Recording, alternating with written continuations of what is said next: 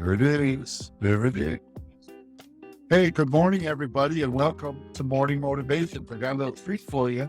I got my grandson back there. Say hi, everybody. Say hi, Bennett. I just had the joy of feeding him some of his breakfast with his mother. He's 7 months old. And he is crawling a little bit, and he's mama. He's my namesake. He's Bennett Daniel. Yes, he is. So he's part of my story.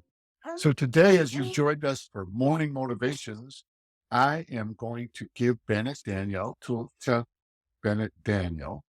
his mom, and she's going to put him to bed. So welcome, everybody. This is our weekly broadcast, our 9 o'clock Thursday morning weekly broadcast of Morning Motivations. I want to say good morning to Eddie Othon and Elizabeth down in Hebronville. Elizabeth, I will be in Laredo and then over in Hebronville the weekend of July 20 through July 30th. I'll be hanging out with Pastor Kelvin and getting a chance to be there. So make sure you come hug my neck. Eddie, you and I are going to be together tomorrow, which is pretty awesome. We'll be traveling down to Santa Clara, Cuba, and working with the Cuban people there, Pastor Yoel and Heidi, all the Jorge's that are there, which is great. And Jorge, a brother, Jorge, a son. It's really, really cool. So today I want to talk about the concept of owning your own story. It's very powerful to who you are. Very powerful to not spend your thought time with regrets, not spend your thought time with bitterness of any kind. And so the way that you do that is that you kind of celebrate every struggle, every trial as a learning experience. And it's so important that you do that. And the important part about that is not to become self-centered by telling your story, but really by going through your story, giving thanks for the tough days in your life, making notes, either in a journal or mental notes at the very least, of what you learned through that, how you grew through those different things. And then you tell your story, decisions that you made, people that helped you. Because a lot of times we focus on people that hurt us or betrayed us or neglected us. And we don't really spend the time to begin to build building blocks in our lives by going through our lives and owning our own story. You know, my story starts in Minnesota. I was born in a hospital in St. Paul where my grandfather worked as a painter. He used to paint all through the hospital. And my mom was 19 when I was born. A lot of the story and why I was born when she was so young, she got married at 18. But a lot of the story was through her pain because she had had a baby when she was 17 that she had to give up. We didn't meet Mary until much later till I was in my late 50s. And so it's always interesting to see how, your parents affect you, how everything works together. But when you think about it and you don't place negative judgments on things, then that becomes part of your beautiful story that you can tell everybody. So my mom, having given up that child, she missed that child. And it was part of the way culture was back there in the 50s. That baby was born in 1957. And they would, in the Catholic community, they would take the young girls and they would kind of cloister them away, hide them away.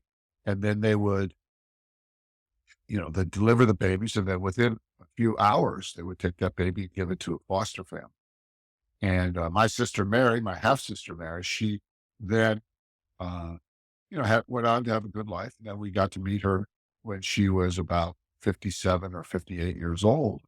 I was a little younger, clearly. And then from there, my mom really wanted to have a baby. So she got married in 1958 and then had me almost 1 year later in 1959. And then another baby in 1960, another baby in 1962. And you see how this struggle became creative for her.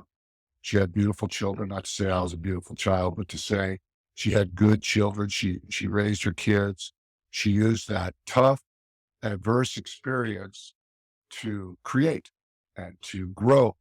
She didn't shut down. Rather, she longed to give even more life, which is very, very beautiful. And she ended up having 5 kids with my dad. And she and my dad split at one point, and then they had another child when my mom was 44, 25 years my junior, younger than. And so that's all part of my story. Being the oldest in the house I grew up in, not knowing that I had an older sister, and being constantly told, you have to be a good example. And she used to enforce things by saying, Dan, you got to keep she called me Danny, and she'd say, you have to keep the house in order. And if I come home and something's out of order and somebody needs to be punished, it'll be you. So I learned responsibility from a young age. I learned that I was always in the position of being a good example. And it created a lot of leadership skills. It created a lot of, uh, responsibility, accountability, the fact that everything I did was being, checked up on. And to me, that became, rather than that being annoying, or rather than that being a negative, that became something that I lived with and lived by all the time. And it helped me to do my homework. It helped me to train. It helped me to train athletically. It helped me to work on whatever skill or talent that I wanted to develop, knowing that it was going to go on display. And so that's a big part of my story. And just as I'm telling my story this morning, I'm owning my story. And from there, that brought me to the place, knowing that I was used to being held accountable, used to being checked up on, having my work checked, having having to perform, having to execute on instructions, all of that stuff that put me into a position where I wasn't afraid to do that. I wasn't afraid to take a test. I wasn't afraid to sing in front of people or play in front of people or to be judged. I wasn't afraid. So that helped me then to apply. Well, actually, somebody came. It was really a miracle that the coach from Yale University came and helped me to apply for the college because, my parents were young. Nobody had ever gone to college. They didn't know how to mentor me. They didn't know how to prepare me for college. So college wasn't something we discussed at home. It was something that was discussed at school by other kids, and I would hear about it. And of course, I knew about playing football in college or playing sports in college. So I was aware that there was something out there, but I didn't know the actual steps to take to get ready. I didn't know what an advanced placement class was. I really didn't know what SATs or ACTs were, which are the achievement tests. I didn't know. And so that became uh, something that, rather than being mad about the fact that I wasn't trained, I turned it around, basically saying, you know, even though I didn't know, even though I'm not mad at my parents for this, but, something good's going to happen in spite of my naivete, in spite of my ignorance, in spite of my, just incredible, just, I just was unaware of things. And then I turned that around for a positive rather than obsessing over all the bad things that could happen because I didn't know things. I started to realize that not knowing things did disqualify from moving ahead. So that helped me at Yale. I got to Yale and my grandparents were saying to me things like, what are you going there for? You don't have anybody to impress. We love you. We want you to stay home and be with us. My one grandfather said, what is Yale? Is that a Swedish jail? He didn't even know what it was. Are you going to jail, Dave? Are you going to, and he was teasing because he knew now what it was. But then when I went, I didn't have a lot of money. My parents were naive. They gave me $500, thought it was enough. And then God worked it out. So I learned all these things. I learned that out of a terrible experience that my mom had, and I didn't know about it until I was in my 50s. But you could, looking back on it, I could see her urgency. I could see her beautiful 18-year-old desire to give life, to be a mom, to do all that. And then, my desires, that I could feel that passion. I could feel that in myself. I didn't want to uh, live a life without passion. I wanted to do everything with passion. So you turn your story into a testimony. You turn your story into uh, a powerful thing. And one of the things I'm going to do at our next Deeper Life conference, and I invite all of you to come and join us, is I'm going to pay for the development of anybody who wants it. If you want to come to our Deeper Life conference, I will help you to tell your story, and it'll be put into a book, and then you can put pictures in it. I have a member of our group that has a website that creates templates, so chapter by chapter, picture by picture. You can go from your childhood through your teen years, your 20s, 30s, all the way up to however old you are now, and tell your story. And the purpose of it is not to just leave a legacy or to have a memorial, but the purpose of it also is to begin to love your story and live your story and really understand that you learned through your story.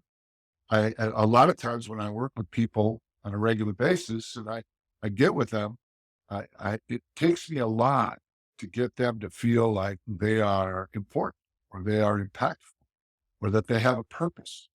And this exercise of owning your story, this exercise of living your life through your imagination and going back and turning every negative into a learning experience is absolutely powerful. I guarantee you that if you do it and you really work through it, I guarantee you that you will benefit from it. I guarantee you that it'll give you more confidence.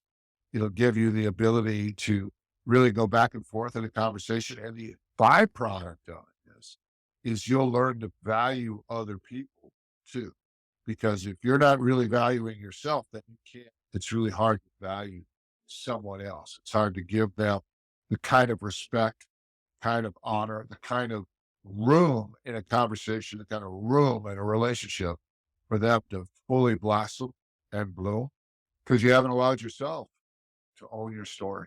You haven't allowed yourself to live your story, and you haven't allowed your experiences, your education, your feelings about things, your thoughts about things, your choices to truly motivate you forward. I hope that's helped you this morning. This is Morning Motivations with Dan Stratton. I'm Dan Stratton. I'm in New York City a lot, but I'm traveling. This weekend, I'm going to Cuba, teach them to own their story. Just got back from the prisons, teaching them to own their story. I will be working with people. And if you want this help, you want your book written, all you got to do is let me know and we'll make that happen for you. God bless you. Have an awesome day. Let me close with this. Scripture teaches us very clearly that we overcome by what Jesus did for us, the blood of the Lamb, and the word of our testimony. You want to overcome, you want to start having victory in your life, you want to start moving things forward on a regular basis, own your story. Own your story. Get your journal out. Start writing about experiences you have and start turning the negatives into positives. Ask yourself, what did I learn here? And then celebrate what you learned. God bless you. Have a great day.